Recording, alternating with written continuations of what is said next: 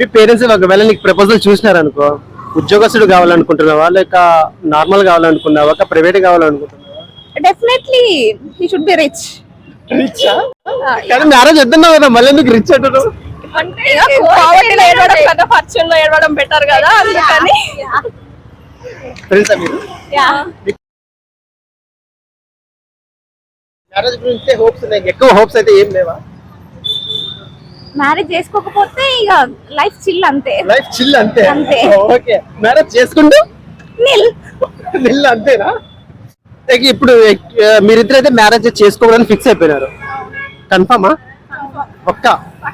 ఒకవేళ మీ marriage fix అయితే confirm గా నేను వస్తాను అప్పటికి.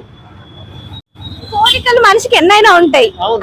నేను కోరుకుంటున్నా మ్యారేజ్ చేసుకోవద్దు, నాకు కావద్దు, మా పేరెంట్స్ చెయ్యొద్దు, నేను చేసుకోవాలంటే ఒప్పుకోవాలని, కానీ వాళ్ళు ఒప్పుకోవాలి. మేము డిమాండ్ చేస్తే నువ్వు మ్యారేజ్ చేసుకోకుండా అది ఆబ్వియస్ గా ఉంటది.